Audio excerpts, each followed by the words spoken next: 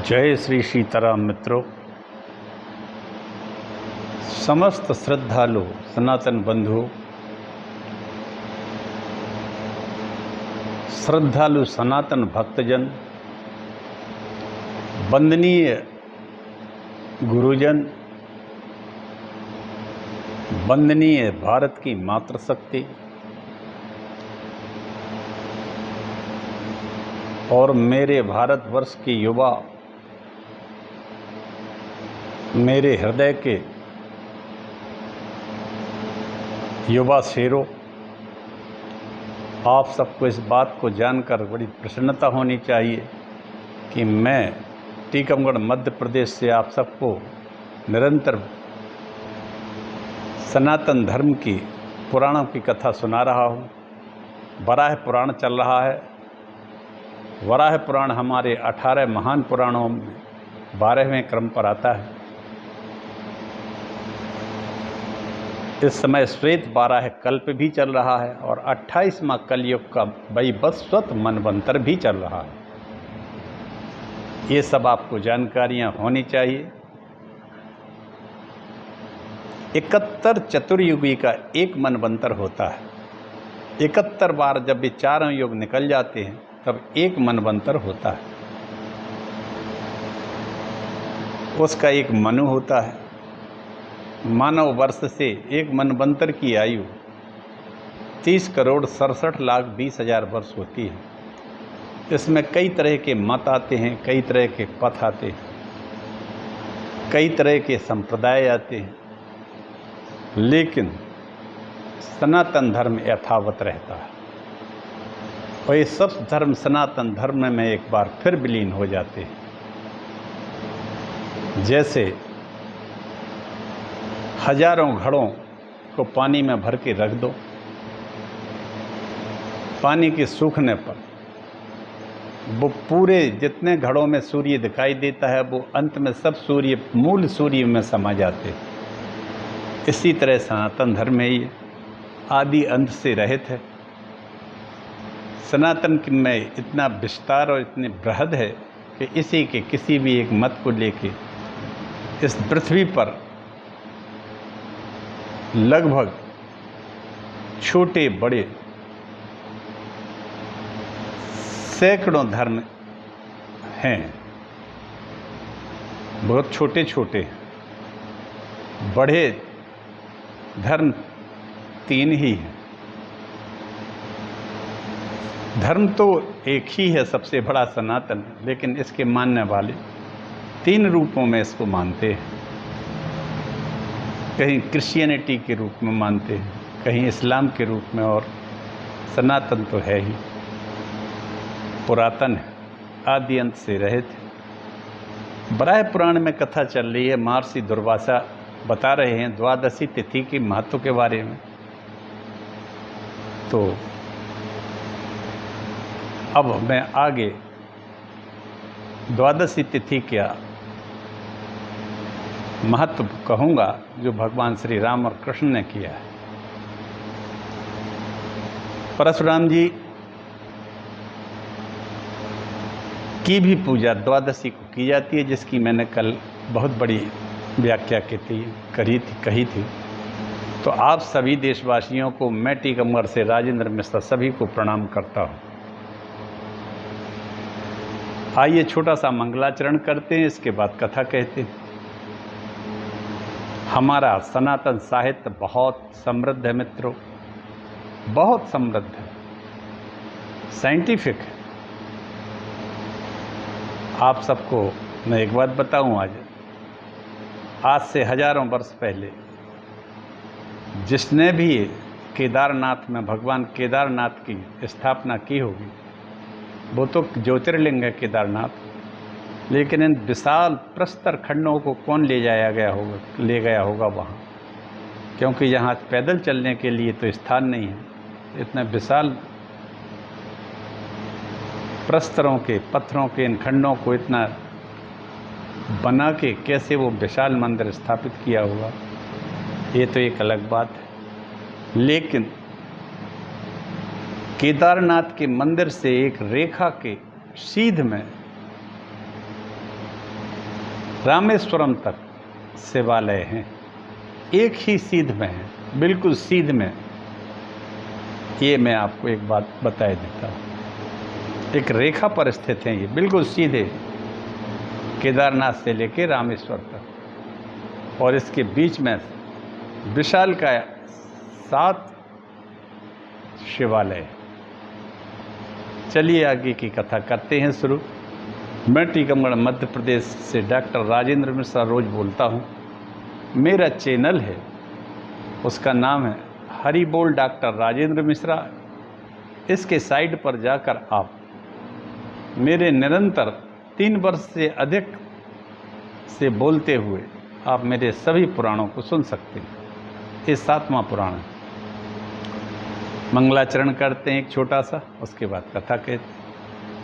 नमोस्तु रामाय सा लक्ष्मणाय देव्यै च तस्यै जनकात्मजायै नमोस्तु रुद्रेन्द्रयमानिलेभ्यो नमोस्तु चंद्राग्नि मरुद्गणेभ्यः वर्णानामर्थसंगानां रसानां छन्दसामपि मंगलानां च कर्तारौ वन्दे वाणी विनायको भवानी शंकरौ वन्दे श्रद्धा विश्वासरूपिणी व्याभ्यां विना न पश्यन्ति सिद्धा स्वान्था स्तमीश्वरं वन्दे बोधमयं नित्यं गुरुं शंकररूपिणं यामाश्रितो हि वक्रोऽपि चन्द्रः सर्वत्र वन्द्यते सीताराम गुणग्राम पुण्यारण्य विहारिण्यौ वन्दे विशुद्धविज्ञानौ कवीश्वर कपीश्वरौ उद्भव स्थिति संहार कारणीं क्लेशहारिणीं सर्वैर्श्रेयस्करीं सीतां नतो अहं राम बलवाम।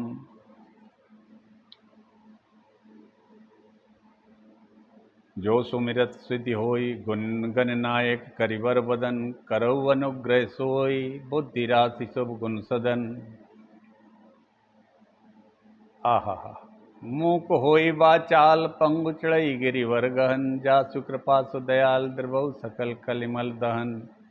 नील सरोर श्याम तरुण अरुण वारिज नयन करौ सुमम उर्धाम सदा क्षीर सागर शयन।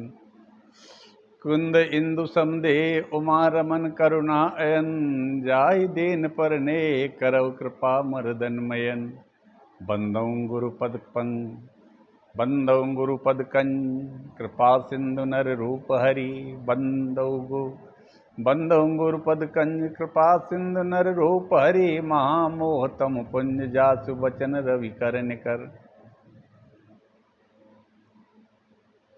जासु बचन रवि कर निकर अखंड मंडलाकारं व्याप्तं येन चराचरं तत्पदं दर्शितं येन तस्मै श्री गुरुवे नमः।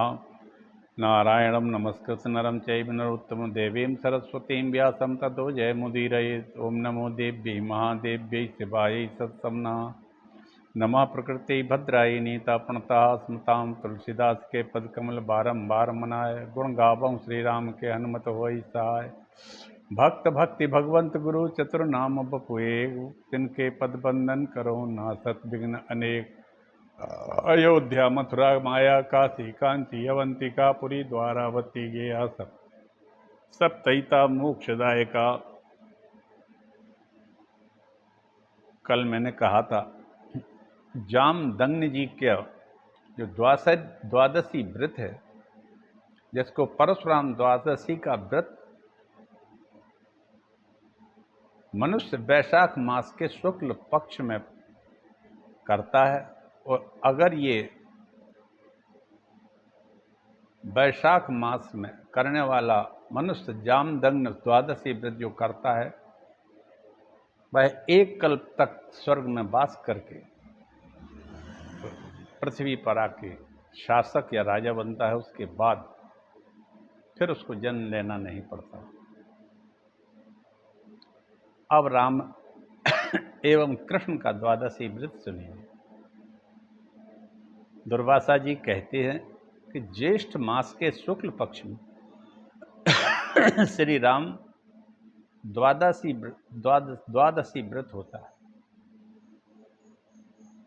मनुष्य को चाहिए कि वह संकल्प करके विधि के साथ विविध प्रकार के पवित्र पुष्पों से परम प्रभु परमात्मा की पूजा करे। ज्येष्ठ मास की द्वादशी जो आती है तिथि, वो भगवान श्री राम द्वादशी के नाम से जानी जाती है। और सभी को इस द्वादशी का व्रत करना चाहिए। श्री रामाभिरामाय नमः यह कहकर भगवान के दोनों चरणों की पूजा करनी चाहिए। त्रिविक्रमाय नमः कटि प्रदेश की पूजा करते हैं। ओम धृत विश्वाय नमः कहकर उदर की पूजा करते हैं।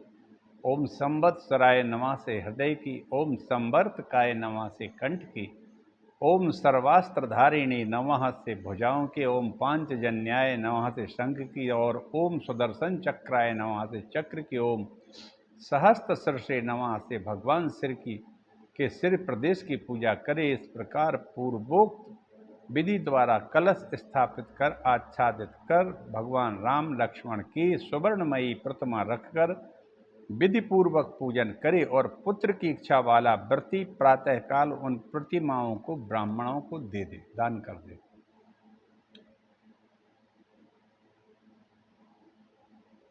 व्रत का हमने पहले ही कह दिया है, षोडशोपचार व्रत होता है।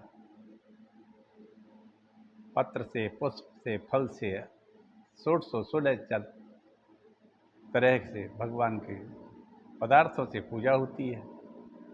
हर अंग की पूजा बताई है मैंने। अब एक कथा आती है कि पुत्र न होने पर महाराज दशरथ ने भी पुत्र की कामना से वशिष्ठ जी की बड़ी आराधना की। जब पुत्रोत्पत्ति का उपाय पूछा तो वशिष्ठ जी ने उन्हें विधान बतलाया था। इस व्रत के रहस्य को जानकर राजा दशरथ ने इसका अनुष्ठान किया, जिसके फलस्वरूप वहाँ उनके यहाँ भगवान श्री हरि महान शक्तिशाली राम रूप में उनके पुत्र हुए। महामने उस समय सनातन श्री हरि ने अपने को राम लक्ष्मण आदि 4 रूप में विभक्त कर लिया था।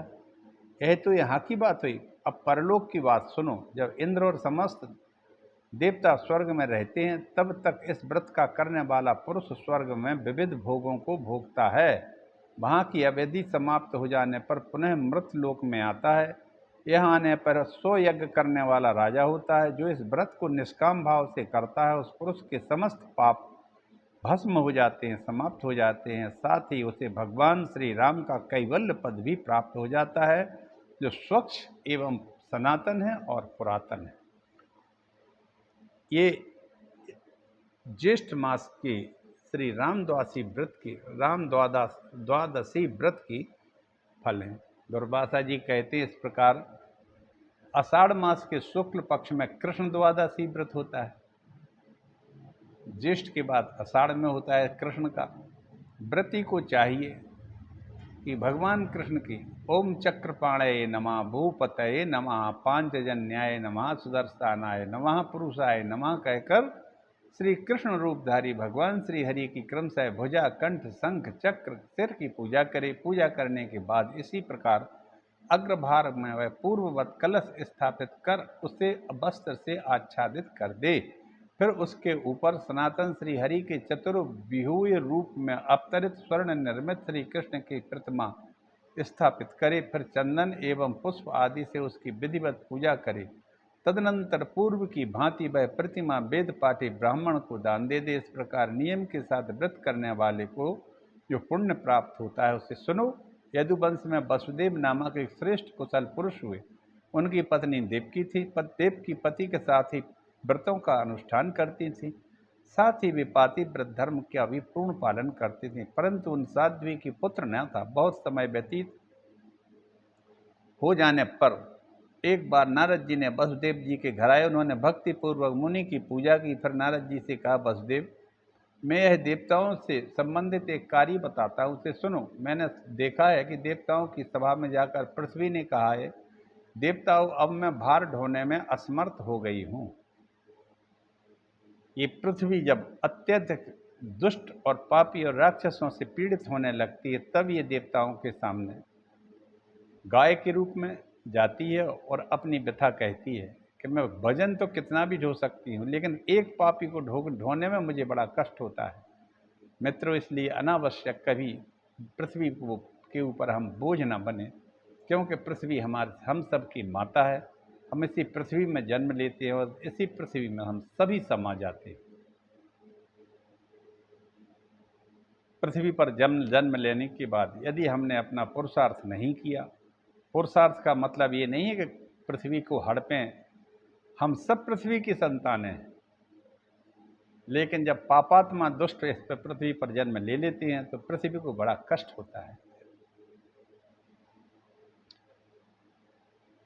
तो पृथ्वी ने कहा, देवताओं अब मैं भार ढोने में असमर्थ हूं, दुर्जन दुष्ट लोग पैदा हो गए हैं और मुझे बांधकर मतलब मुझ पे अधिकार कर, क्योंकि सज्जनों से पृथ्वी को मुक्त करके यदि दुर्जन अपने अधिकार में कर लेता है तो पृथ्वी फिर उसको ढो नहीं सकती। या तो प्रलय आएगी या कोई देव शक्ति पैदा होगी और इनका संपूर्ण संहार होता है। अतः आप लोग उनका संहार करें, यह पृथ्वी ने देवताओं से कहा। इस प्रकार पृथ्वी के कहने पर देवताओं ने नारायण का ध्यान किया। ध्यान करते ही श्री हरि भगवान विष्णु प्रकट हो गए। वैसे तो भगवान श्री हरि निर्गुण निराकार निर्मोह, वैसे तो वो निर्गुण है, निराकार हैं। भगवान कृष्ण तो सर्वत्र व्याप्त हैं, लेकिन जब उनका ध्यान किया जाता तो सगुण रूप में प्रकट हो जाते हैं। निराकार ही साकार हो जाता है। देवताओं, यह कार्य मैं स्वयं करने के लिए उद्यम हूँ, इसमें कोई संशय नहीं। मैं मनुष्य रूप में मृत्यु लोक में आऊँगा, किंतु जो स्त्री अपने पति के साथ आषाढ़ मास में शुक्ल पक्ष में द्वादशी व्रत का अनुष्ठान करेगी, मैं उसी के गर्भ में निवास करूँगा। भगवान श्री के ऐसा कहने पर देवता तो अपने स्थान पर चले गए, पर नारद जी मैं आ गया हूँ। मेरे आने का विशेष कारण यह है कि आपको कोई संतान जीवित तो अभी है नहीं, अतः आपको बतला दूं, इसी द्वादशी व्रत के करने से वसुदेव को कृष्ण जैसे पुत्र की प्राप्ति हुई थी। साथ ही उन यदुश्रेष्ठ को विशाल वैभव भी प्राप्त हो गया था। जीवन में सुख भोग कर अंत में भी भगवान हरि के परम धाम को चले गए। मुने, आषाढ़ मास में होने वाली द्वादशी व्रत को यह विधि मैंने तुम्हें बतला दी है। आषाढ़ मास की द्वादशी व्रत की कथा कही मैंने। ये कृष्ण भगवान की प्रसन्न करने के लिए है। ज्येष्ठ मास में राम जी के लिए है, इसके पहले परशुराम जी के लिए है, और यह मैं कथा निरंतर कहता जा रहा हूँ। अब द्वादशी व्रत बुध की सुनो। दुर्वासा जी कहते हैं, श्रावण मास के शुक्ल पक्ष में एकादशी के दिन बुध व्रत करने का विधान है। पूर्व कथित विधि के अनुसार चंदन फूल से हरि की पूजा, दामोदराय नमः, ऋषिकेशाय नमः, सनातनाय नमः, श्री वत्सधारिणे नमः, चक्रपाणये नमः, हरे नमः, मुंजकेशाय नमः, भद्राय नमः, इन मंत्रों के द्वारा क्रम से बुद्ध रूपी श्री हरि के चरण, कटिभाग, उदर, छाती, भुजाएं, कंठ, सिर, शिखा की अर्चना करनी चाहिए। इस प्रकार सम्यक रीति से पूजा कर पहले के ही समान कलश स्थापित करे और 2 वस्त्रों से उसे आच्छादित कर दे। उसके ऊपर संपूर्ण सरकार को अपने उदर में धारण करने की शक्ति रखने वाले देवेश्वर भगवान श्री हरि विष्णु की सुवर्णमयी प्रतिमा स्थापित करे। फिर गंध, पुष्प आदि से षोडशोपचार पूजन करे। तत्पश्चात पहले जैसे ही वेद और वेदांग के पारगामी ब्राह्मण को यह प्रतिमा प्रदान करे। व्रत का प्रभाव सुनो। सतयुग में नरग नाम के एक राजा थे। वे वनों में घूमते शिकार करते थे। एक समय घोड़े पर चढ़कर वन में दूर चले गए, जहां सिंह, भाग, हाथी, सर्प, डाकुओं का निवास था। राजा नरग के पास इस समय कोई सहायक नहीं था। वे थक गए और सो गए। रात हो गई। 14,000 व्याधों का एक दल मृगों को मारने के विचार से वहां आ गया। व्याधों ने देखा कि राजा तो सोया हुआ है, उनका शरीर सोने और रत्नों से सुशोभित है, लक्ष्मी उनके अंग की शोभा बढ़ा रही थी। वे सभी बधिक तुरंत सरदार के पास गए और सूचना दे दी। नरक को मारने के लिए सभी लोग उद्यत हो गए और वे व्याध हाथ में तलवार लेकर उन सोए हुए राजा के पास गए। वे उन्हें पकड़ना ही चाहते थे कि राजा के शरीर से सहसा चंदन, माल्य आदि से विभूषित एक स्त्री प्रकट हो गई। उसने चक्र उठाकर सभी व्याधों और मलेच्छों का संहार कर दिया। उनका वध देखकर देवी पुनः राजा के शरीर नरक में समा गई। इतने में राजा भी जग गए और देखा कि मलेच्छ नष्ट हो गए और देवी शरीर में प्रविष्ट हो रही है। तब राजा घोड़े पर सवार होकर वामदेव जी के आश्रम पर गए। उन्होंने भक्ति पूर्वक पूछा, भगवान वह ऐसी कौन सी स्त्री है जो मरे हुए व्याध कौन थे? आप मुझ पर प्रसन्न होकर बताइए। वामदेव जी बोले, राजन, इसके पूर्व जन्म में शूद्र जाति में तुम्हारा जन्म हुआ था। उस समय ब्राह्मणों के मुख से तुमने श्रावण मास के शुक्ल पक्ष की द्वादशी व्रत को अनुष्ठान की बात सुनी। बड़ी श्रद्धा के साथ विधि पूर्वक तुमने उस दिन उपवास भी किया। उसी का परिणाम है कि इस समय तुम्हें राजा बनना उपलब्ध हुआ है। वही द्वादशी संपूर्ण आपत्तियों में साकार होकर तुम्हारी रक्षा करती है। वाह, क्या बात है!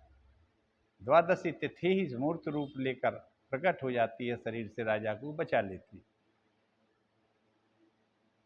द्वादशी तिथि तुम्हारी रक्षिका है। इसमें इतनी अपार शक्ति है कि सहसा प्राप्त विपत्ति काल में तुम्हारी रक्षा हो जाती है। इसकी कृपा से तुम्हें राज्य भी सुलभ हो गया। अब जो 12 मासों की द्वादशी करते हैं उनके पुण्य का तो कहना ही क्या है।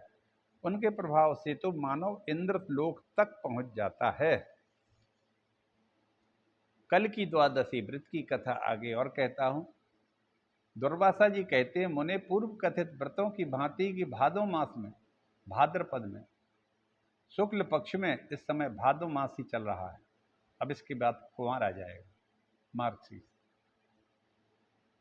भाद्र मास में शुक्ल पक्ष में जो एकादशी, उस तिथि में कल की व्रत करता है, हरि की अर्चना करता है, ओम कलकये नमः, ऋषिकेशाय नमः, मलेच्छ विध्वंसनाय नमः, स्थितिकंठाय नमः, खड्गपाणये नमः, चतुर्भुजाय नमः, विश्वमूर्तये नमः कहकर भगवान कल्कि के चरण, कमर, उदर, कंठ, भुजा, हाथ, सिर की पूजा करनी चाहिए। इसके बाद बुद्धिमान पुरुष पहले के समान ही सामने कलश स्थापित कर उस पर भगवान कल्कि की सुवर्ण निर्मित प्रतिमा स्थापित कर, प्रतिमा का अलंकृत कर, पुनः प्रातः काल उसे किसी शास्त्र के ज्ञाता ब्राह्मण को दे दे। मुनिवर, इस प्रकार यह व्रत करने पर फल प्राप्त होता है, उसे सुनो। काशीपुरी में विशाल नामक एक राजा था। बाद में उनके ही परिवार के लोगों ने उनसे राज्य छीन लिया। अब वे गंधमादन पर्वत पर बदरी का आश्रम में चले गए और तप करने लगे। एक दिन नर नारायण पुराण एवं परम प्रसिद्ध ऋषि वहां पधारे। उन दोनों देवताओं ने, जिन्हें संपूर्ण देवगण नमस्कार करते हैं, जिनके आगे किसी की शक्ति काम नहीं देती है, उस समय राजा विशाल को देखा और मन में विचार किया है, राजा बहुत पहले से यहाँ आया है और परब्रह्म परमात्मा विष्णु का निरंतर ध्यान कर रहा। अतः इस नर नारायण ने प्रसन्न होकर निष्पाप नरेश से कहा, राजेंद्र, हम लोग तुम्हारी कल्याण कामना से वर देने आए, तुम हमसे वरदान मांगे। विशाल राजा ने कहा, हम दोनों कौन हैं? आप दोनों कौन हैं? मैं नहीं जानता, फिर किसके सामने वर मांगूं? मैं जिनकी आराधना करता हूँ, मेरी उन्हीं से वर प्राप्ति की इच्छा है। राजा ने इस प्रकार कहने पर नर नारायण ने उनसे पूछा, तुम किसकी आराधना करते हो? उन्होंने कहा, मैं भगवान श्री हरि विष्णु की आराधना करता हूँ। और फिर वे चुपचाप बैठ गए। उन्हीं देवेश्वर की कृपा से हम तुम्हें वर देने के लिए आए हैं। तुम वर मांगो, तुम्हारे मन में क्या अभिलाषा है? नर नारायण ने कहा। विशाल ने कहा, अनेक प्रकार की दक्षिणा से संपन्न होने वाले यज्ञ करके मैं भगवान यज्ञेश्वर की उपासना करना चाहता हूँ। आप वर देकर इस मनोरथ को पूर्ण करें। उस समय राजा नर और नारायण दोनों महाभाग विराजमान थे। उनमें से नर ने कहा, ये भगवान नारायण है, अखिल जगत को मार्ग दिखाना इनका प्रधान काम है, संसार की सृष्टि करने में निपुण। ये प्रभु मेरे साथ तपस्या करने के विचार से इस बद्री वन में आ गए हैं। इन्होंने मत्स्य, कच्छप, वराह, नरसिंह, वामन और परशुराम, इन सब रूपों में पूर्व समय में इनका अवतार हो चुका है। इनकी शक्ति अपरिमेय है। फिर ये महाराज दशरथ के घर राम हुए, उस समय इनका रूप आकर्षक था। उस समय मिलेच्छ राक्षसों को मार पृथ्वी का भार दूर किया। कभी पापियों से भयभीत होकर नर समुदाय ने इनकी स्तुति की। उस अवसर पर इन्होंने नरसिंह रूप से अवतार लिया था। बलि के मोहने के निमित्त वामन तथा क्षत्रियों के हाथ से राज्य वापस करने के लिए परशुराम बने। दुष्ट शत्रुओं के दमन करने के लिए कृष्ण का अवतार हुआ। अतः पंडित जन इनकी उपासना करते हैं। यदि पुत्र प्राप्ति की कामना हो तो बुद्धिमान पुरुष इनके बाल कृष्ण रूप की उपासना करे। आहा, क्या बात है! बंदे बाल रूप सोई रामो, सब बीती सकल जपत जश्न। बुद्धावतार की तथा शत्रु का संहार चाहने वाला कल की अवतार की जो उपासना करता है, यह संशय शून्य सिद्धांत है। इस प्रकार की बातें स्पष्ट करके मुनि व नर ने राजा विशाल को भगवान हरि की यह द्वादशी तिथि बतला दी। वे राजा इस व्रत को संपन्न करने में संलग्न हो गए। फलस्वरूप वे चक्रवर्ती राजा हुए। उन्हीं राजा विशाल से संबंध रखने के कारण बद्रीवन विशाल नाम से प्रसिद्ध हो गया। वे नरेश इस जन्म में सुखपूर्वक राज्य कर अंत में बद्री वन में गए, जहां अनेक प्रकार के यज्ञ करके भगवान नारायण के परम पद को प्राप्त हो गए। दुर्वासा जी कहते हैं, मुनि पूर्व कथित द्वादशी व्रत को भांति अश्वनी मास के शुक्ल पक्ष में यह व्रत है। उस तिथि में पद्मनाभ भगवान की अर्चना करने की विधि है। पद्मनाभाय नमः, पद्मयोने नमः, सर्वदेवाय नमः, पुष्कराक्षाय नमः, अव्ययाय नमः, प्रभवाय नमः। इन मंत्रों को पढ़कर पद्मनाभ के दोनों चरणों की कटिभाग, उदर, हृदय, हाथ, सिर की पूजा करनी चाहिए। सुदर्शनाय नमः, कौमुदक्यै नमः आदि कहकर भगवान के आयुधों की पूजा करनी चाहिए। भगवान की षोडशोपचार पूजा करके फिर प्रातः ब्राह्मणों को वह प्रतिमा दे दी।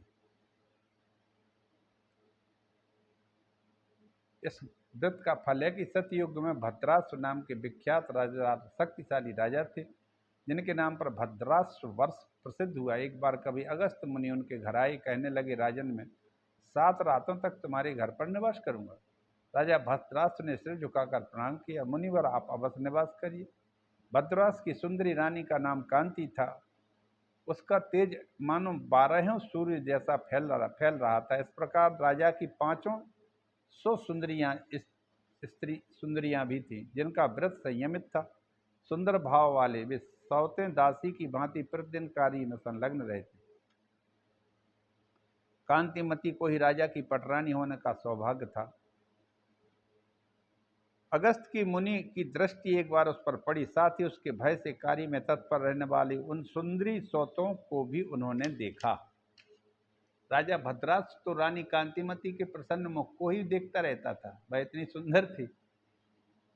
ऐसी परम सुंदरी रानी को देखने के कुछ समय बाद अगस्त जी आनंद में विवल होकर बोले, राजन आप धन्य।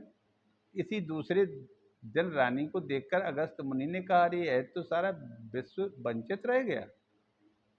फिर 30 दिन उस रानी को देखकर यूं कहने लगे, अहो ये मूर्ख गोविंद भगवान को भी नहीं जानते, जिन्होंने केवल एक दिन की प्रसन्नता से इस राजा को सब कुछ प्रदान किया। चौथे दिन अगस्त मुनि ने अपने दोनों हाथों को उठाकर कहा, जगत प्रभु आपको साधुवाद, धन्यवाद। स्त्रियां धन्य, ब्राह्मण, क्षत्रिय, वैश्य तुम्हें पुनः पुनः धन्यवाद। भद्राश्व तुम्हें धन्यवाद है। हे अगस्त तुम भी धन्य हो। प्रहलाद और महाव्रती ध्रुव तुम सभी धन्य हो। इस प्रकार उच्च स्वर से कहकर अगस्त मुनि राजा भद्राश्व के सामने नाचने लगे।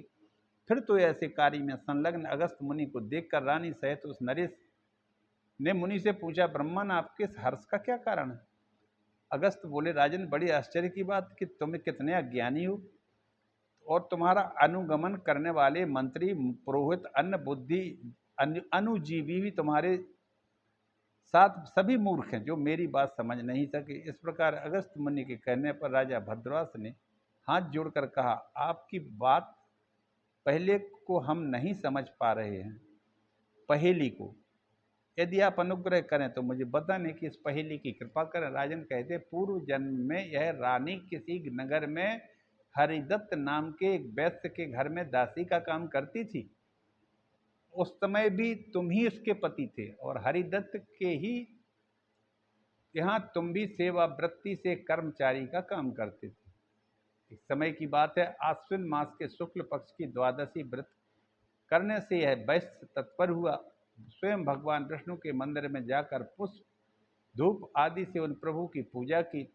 तुम दोनों स्त्री एवं पुरुष उस वैश्य की सुरक्षा के लिए साथ थे। पूजन के उपरांत वह वैश्य तो घर लौट आया। महामती दीपक बुझ न जाए, इसलिए तुम दोनों को वहीं रहने की आज्ञा दी। उस वैश्य के चले जाने पर तुम लोग दीपकों को भली भांति जलाकर वहीं बैठे रहे। राजन तुम लोग पूरी एक रात जब तक सवेरा न हुआ तब तक वहीं डटे रहे। कुछ दिन बाद आयु समाप्त हो गई, तुम दोनों स्त्री पुरुष मर गए। उस पुण्य के प्रभाव से राजा प्रियव्रत के घर में तुम्हारा जन्म हुआ और तुम्हारी यह पत्नी, जो उस समय जन्म में वैश्य के यहाँ दासी थी, अब रानी हो गई है। वह दीपक दूसरे का था। भगवान विष्णु के मंदिर में केवल उसे प्रज्वलित रखने का काम तुम्हारा था। यह उसी का फल है। फिर जो अपने द्रव्य से श्री हरि के सामने दीपक प्रज्वलित करे, उनका तो पुण्य का कहना ही क्या। इसी से मैंने कहा कि आप धन्य। सत्ययुग में पूरे 100 वर्ष तक, त्रेता युग में आधे वर्ष तक और द्वापर युग में 3 महीने तक भक्ति पूर्वक श्रीहरि की पूजा करने से विद्वान पुरुष जो फल प्राप्त करते हैं, कलयुग में उतना फल केवल ओम नमो नारायणाय, ओम नमो नारायणाय, वाह क्या बात है, कहकर प्राप्त कर किया जा सकता है। इसमें कोई संदेह नहीं। इसलिए मुख से निकल जाए यह सारा जगत वंचित हो गया, मैंने केवल भक्ति ही की बात कही है। भगवान विष्णु के सम्मुख दूसरे के जलाए हुए दीपक को प्रज्वलित कर देने मात्र से ऐसा फल प्राप्त हुआ। अब तो मैंने मूर्ख होने की बात जो कही है, इसका अभिप्राय यह है कि भगवान के मंदिर में दीप दान करने के महत्व को ये लोग नहीं जानते। मैंने ब्राह्मण राजाओं को धन्यवाद इसलिए दिया कि जो अनेक प्रकार के यज्ञों के द्वारा भक्ति के साथ हरि की उपासना करते, अतः मैंने उनको धन्य कह दिया। यह वैश्य के घर सेविका थी, तुम भी सेवक थे। स्वामी के चले जाने पर तुमने दीपकों को प्रज्वलित रखा, उनको सुरक्षा की। अतः यह स्त्री और इसमें से बढ़कर तुम धन्यवाद के पात्र हो। प्रहलाद के शरीर में आसुर भावना के बीज थे। प्रहलाद असुर था, असुर जन्म में पैदा हुआ था, हिरण्यकश्यपु का पुत्र था, लेकिन आसुरी भावना के बीज के अलावा फिर भी वह परम पुरुष भगवान श्री हरि को छोड़कर उनकी दृष्टि में अन्य कोई सत्ता नहीं थी। असुर जन्म में लेने के बाद, असुर जन्म कुल में जन्म लेने के बाद प्रहलाद के हृदय में भगवान श्री हरि के अलावा कुछ भी नहीं था। ध्रुव का भी घर यही था। बचपन में वन में चले गए, विष्णु की आराधना के सर्वोत्कृष्ट सुंदर स्थान प्राप्त किया। इसलिए मैंने प्रहलाद और ध्रुव को साधु साधु कहा। अगस्त जी से राजा भद्रवास ने संक्षिप्त रूप से उपदेश देने की प्रार्थना की। अतः मुनि ने कहा, राजन, अब कार्तिक मास की पूर्णिमा का पर्व आ गया है। मैं पुष्कर क्षेत्र को जा रहा हूँ। ये राजस्थान में है पुष्कर क्षेत्र, अरावली पर्वत के से आगे 20-22 किलोमीटर अजमेर से। वहाँ ब्रह्मा जी का मंदिर, एक झील है, तो वहाँ पुष्कर क्षेत्र को अगस्त जी चले जाते हैं और मुनिवर राजा को वहीं द्वादशी व्रत करने का उपदेश दिया। चलते समय मुनि राजा को पुत्र प्राप्ति का आशीर्वाद दे गए। राजा भद्रास ने अपने पद्मनाभ की द्वादशी का व्रत किया। फल तह वे पुत्र पौत्र और उत्तम से उत्तम भोगों से संपन्न होकर अंत में भगवान पद्मनाभ यानी भगवान श्री हरि के धाम चले गए। इसी के साथ में आज इस कथा को विराम देता हूँ। मित्रों, द्वादशी व्रत की इस कथा को आप लोगों ने सुना है। जिसको जो चाहे द्वादशी व्रत को कर सकता है। और जब कुछ ना हो तो दुर्वासा जी कहते हैं, ओम नमो नारायणाय, ओम नमो नारायणाय, आहा, ओम नमो नारायणाय, ओम नमो नारायणाय, ओम नमो नारायणाय, ओम नमो नारायणाय।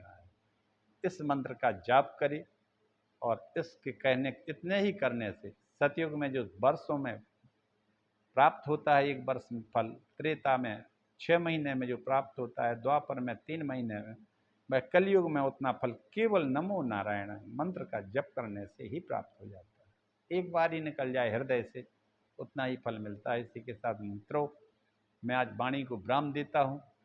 आप सभी के ऊपर भगवान श्री राम और कृष्ण की कृपा बनी रहे और आप सभी भगवान श्री हरि के अनन्य भक्त रहें। इसी के साथ मैं अपनी वाणी को विराम देकर आप सबसे आज्ञा चाहूँगा। जय श्री राम। सनातन धर्म की जय हो, भारतवर्ष की जय हो, भारत माता की जय हो। श्री राम, जय जय राम, हर हर हर महादेव।